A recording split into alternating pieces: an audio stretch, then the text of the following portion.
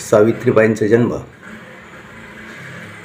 3 जानेवारीला नायगाव, जिल्हा सातारा येथील नेवशे कुटुंबाच्या उदरी झालेला आहे आणि त्यावेळच्या रीतिरिवाजाप्रमाणे सावित्री 9 वर्षाची झाल्यानंतरच खंडोजी नेवशे पाटलांनी गोविंदराव गोरेंनी चांगलं स्थळ आणल्यामुळं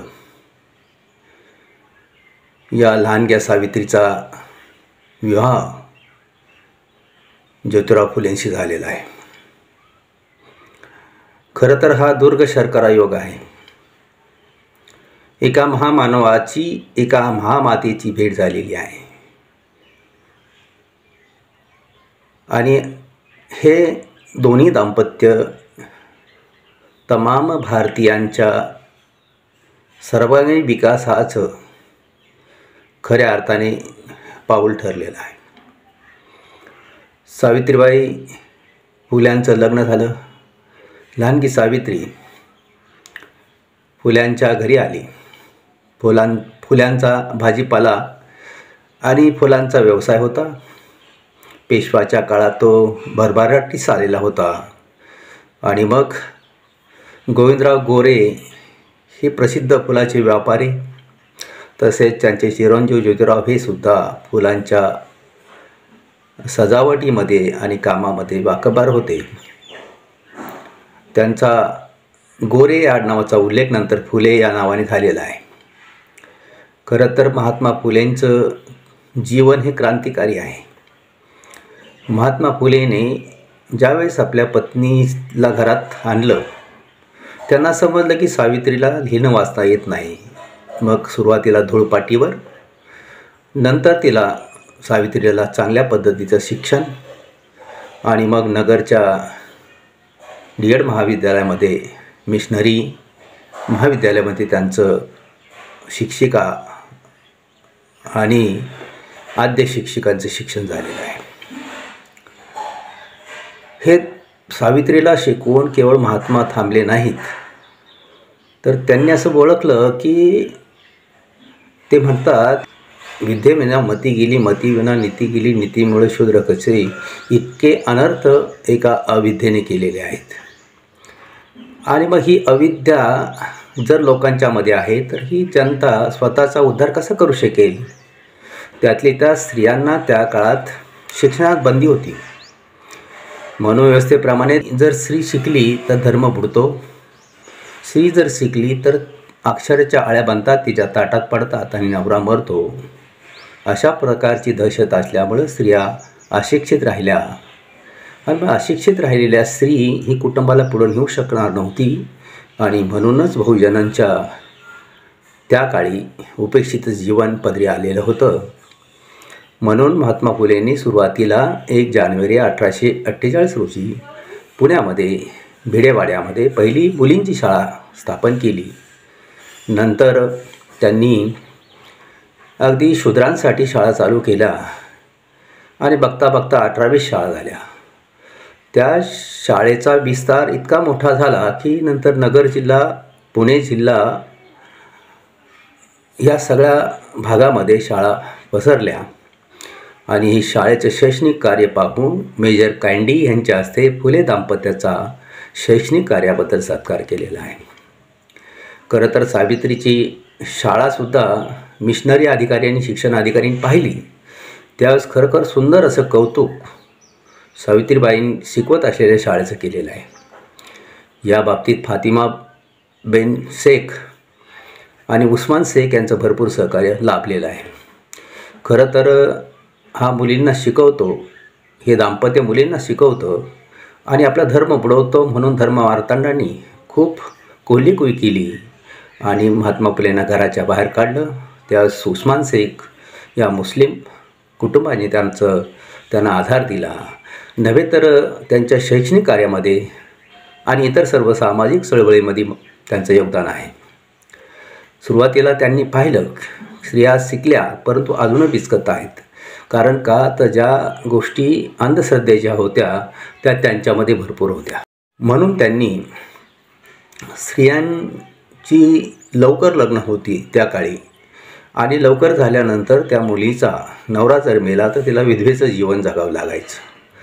तिचं मुंडन करून तिने घरात राहायचं, नव्हे तर अपमानित जीवन जगण्यापेक्षा आत्महत्या करायची, असा त्या काळी प्रघात होता. त्या काळातली काशीबाई ही ब्राह्मण विधवा ज्यावेळेस पोटशी झाली त्यावेळेस ती खऱ्या अर्थाने जीव द्यायला चालली होती की नकोसं जीवन आहे, आता हे पाप मी कसं सांभाळू. परंतु महात्मा फुलेंनी तिला जीव देताना वाचवलं, आपल्या घरी नेलं आणि सावित्रीला सांगितलं, सावित्री हे बघ तुझी लेक मी घरी आणलेली आहे, हिचा सांभाळ कर. सावित्रीबाईंनी तिचं बाळंतपण केलं आणि सुंदर प्रकारचं मूल झाल्यानंतर कायदेशीर दत्तकपत्र केलं आणि काशीबाईच्या पोटी झालेल्या यशवंताला डॉक्टर यशवंत केलेलं आधी केले आणि मग सांगितले. याच प्रकारे खरं तर त्या काळामध्ये हरिजनांना किंवा गरिबांना अस्पृश्यतेच्या कारणामुळे पाणी कोणी देत नव्हते. आपल्या वाड्यातील हौद त्यांनी सर्व मागासवर्गीयासाठी खुला केला आणि आपलं पाणी हे सर्वांचं आहे असं त्या काळात जगाला सांगून दिलेलं आहे. त्यावेळेस पाहिलं की बऱ्याचशा मुलींना अनवरस मुलं झाली तर ते कुठंतरी त्याची हत्या करत होते, टाकून देत होते. बाल हत्या प्रतिबंधक गृह महात्मा फुलेंनी आपल्या वाड्यात केलं आणि मुलांचे प्राण वाचवले.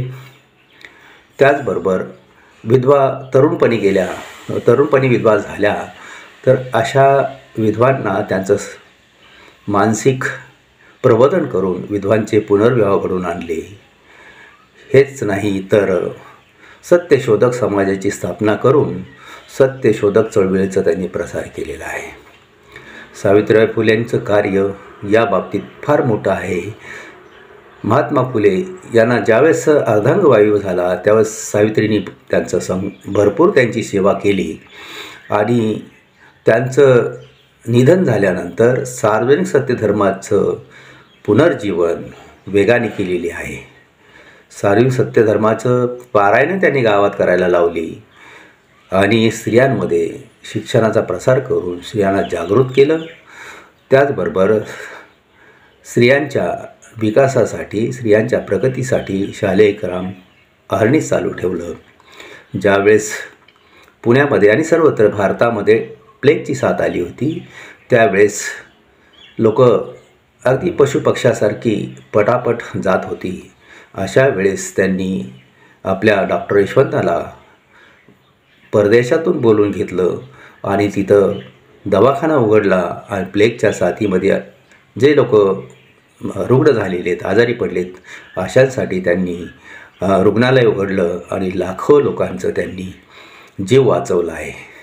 जे प्लेगच्या साथीत जात होते त्यांचंसुद्धा दफन कार्य व्यवस्थित केलेलं आहे. सावित्रीबाई फुले नुसत्या शिक्षिका नव्हत्या तर त्या आद्य कवी होत्या.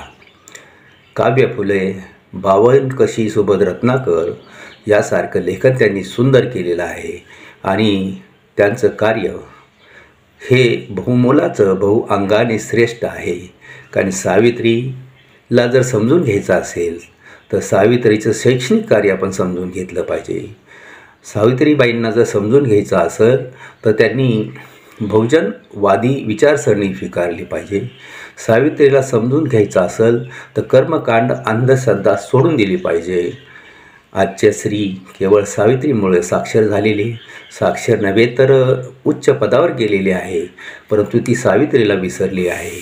तिने आपल्या प्रत्येक स्त्रीने आपल्या स्त्रियांमध्ये शिक्षणाचं प्रमाण कसं वाढेल, स्त्रिया विज्ञानवादी कशा बनतील, स्त्रिया आपल्या कुटुंबासाठी चांगल्या प्रकारचे प्रबोधन आणि विकास कार्य कसं करतील, स्त्रियांचा आर्थिक दर्जा कसा सुधारेल आणि सावित्रीचं अर्धवट राहिलेलं जे स्त्री शिक्षणाचं कार्य पुढं नेण्याचं काम जर आजच्या स्त्रीने केलं आणि विज्ञानवादी दृष्टिकोन स्वीकारून आपण खऱ्या अर्थाने जीवन जगलं तर सावित्रीला आदरांजली होईल.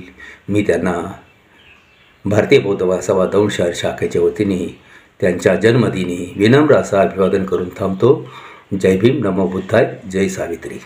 आपल्या समाज टीव्हीला सबस्क्राईब करा आणि बेल आयकॉन दाबा.